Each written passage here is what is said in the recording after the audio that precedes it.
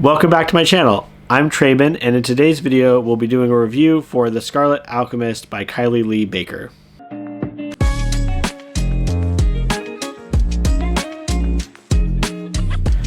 Scarlet Alchemist is going to be the first of the Fairy Loot books that I've taken a look at so far. I receive these each month. It's a YA box full of like a bunch of different random stuff. I've got videos of unboxings and things. But this is the first time I'm going to be doing a review for one of the books. And this one in particular, I feel like breaks down into three very distinct parts. Zalan, our protagonist, she wants to be a state alchemist. So you're thinking Full Metal Alchemist, not quite. Does deal a lot more with the traditional concepts of alchemy and presents a world where alchemists were able to obtain immortality for the emperor. The elite have to basically eat gold, and that is the entirety of their diet. But as a result, or as a consequence of eating this special gold, they are able to live forever. Zalan's big thing is that she's able to pull people back from the dead, and it's a very looked down upon process. It's not prestigious. It's not even, as far as I can tell, legal, because everything has to be very under the table. Everybody knows this is going on. The elites know, and they come to her, like the rich come to her, and she makes deals with them. And the poor can't afford it, right? It's a dynamic there with the rich versus the poor. There's a lot of social commentary in here, but I'm getting ahead of myself. Let's talk about the trajectory of the story. So for the first 150 pages of this book, we've got Zalan's attempt to become a state alchemist and her various trials, getting to the capital, going through these alchemist tests, and then finally instilling herself in the royal court. Part two is more of this court intrigue with her versus the Empress, and who can she trust in this new location, but also more heavily developing the love interest, because of course it's a YA, we've got to have a love interest in it. And then part three is what I'm going to call heavy-handed sequel baiting. And so we'll get to that last. Let's talk about how amazing this book starts. So Zalan is probably the most badass female protagonist I've read in a YA series in a good while. Within the first 100 pages of this book, she creates a sword out of a person's blood by forcibly pulling it out of their wrists to free herself from a cage. And then later, when she's about to be assaulted by some gentlemen, some ne'er-do-wells, she takes the gold flecks in one of their eyes and makes them stab into their eye, causing their eyes to bleed. So she shows herself to be an incredibly competent magic user and an incredibly vicious fighter. She has very little scruples about getting her hands dirty and doing what she needs to survive. So I was totally on board with the beginning of this book. Absolutely no notes. It was great. The first two trials that she goes through are interesting.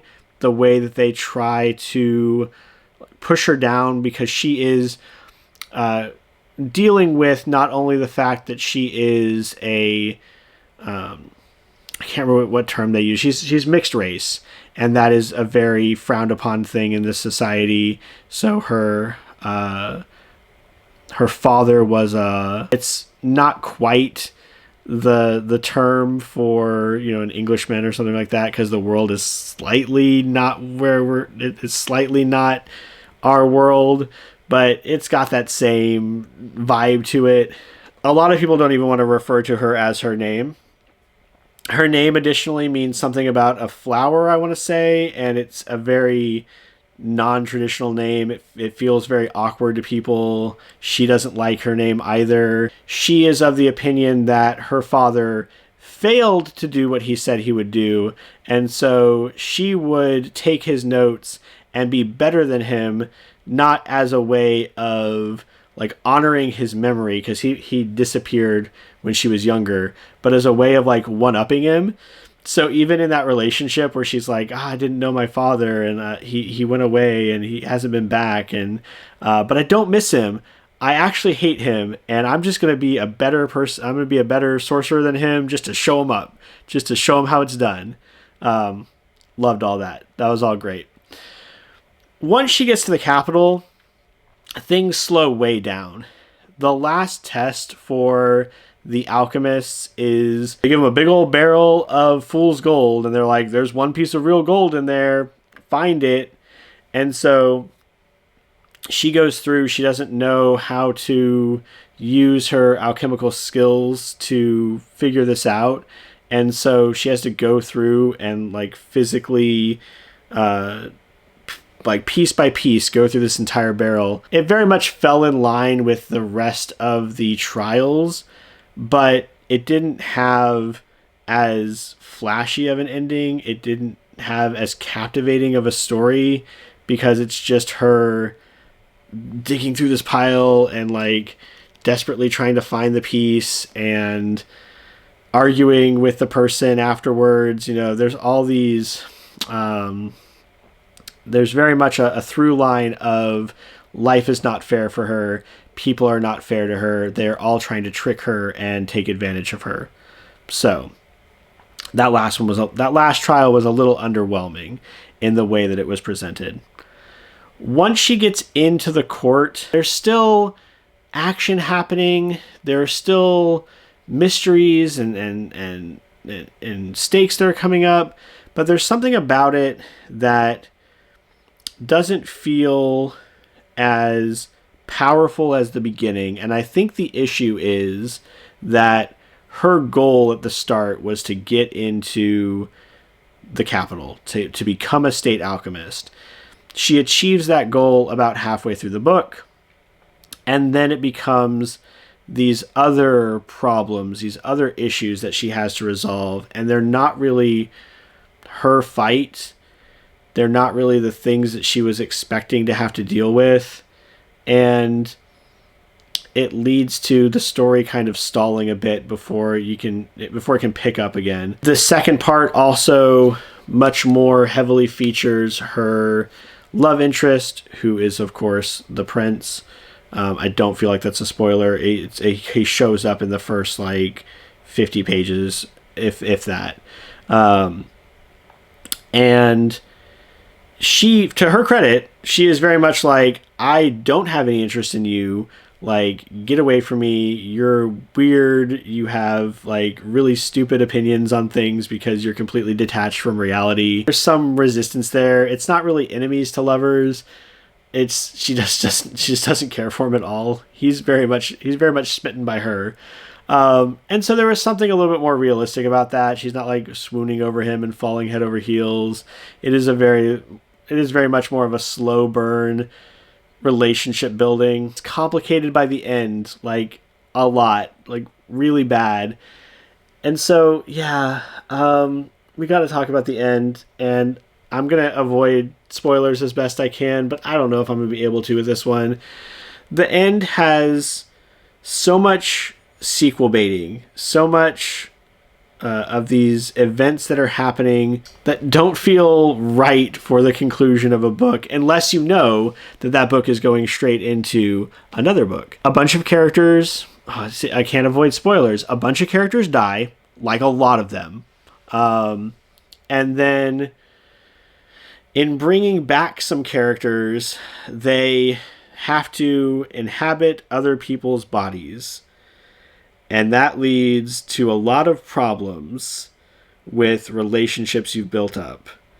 So I don't know. Like the end really, once she got to the court, it started like leveling off for me. The end really bothered me because it didn't feel like a completed story. It felt like a gotcha to go read the sequel book. I was really conflicted on this one. I didn't know what to say. I didn't know what to put when I went into Goodreads. I was vacillating between 3 and 4. Ultimately, I ended up on 4 because I felt like the character Zalan was a well-realized character, even if I didn't always agree with what she did, even if I felt like there were times where she was put into this position where she knew too much or was a little bit too competent for just having arrived in the capital. I felt the writing overall was very solid. I felt like I was really on board with Zalan as a character, both in her badass moments in the first opening bits of the book and at her trepidation for just jumping into this relationship with a complete stranger. So props to that.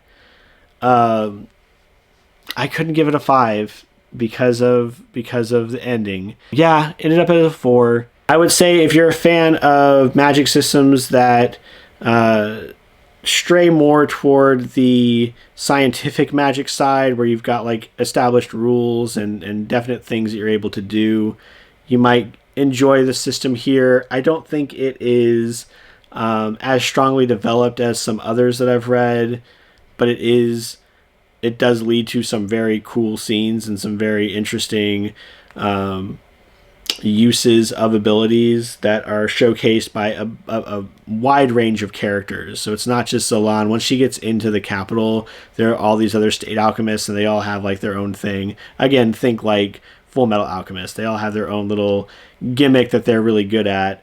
And so you get to see a little bit of them fighting. I'd also say if you like that kind of court intrigue kind of story, it's not as well realized as something like The Goblin Prince. Is that what that one was called? I think it's The Goblin Prince. If I'm wrong, I'll put up a correction down below.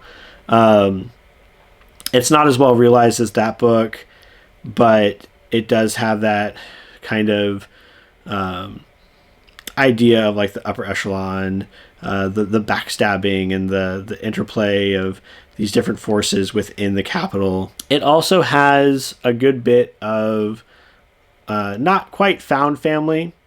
Zalan is traveling with her cousins, but they treat each other as siblings because Zalan's parents are not present and her aunt and uncle have been raising her.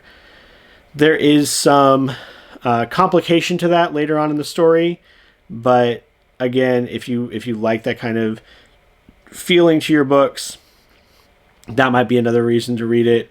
A mixed bag here, but ultimately winds up as a 4. I hope you found this review helpful. I hope your reading journey is going well.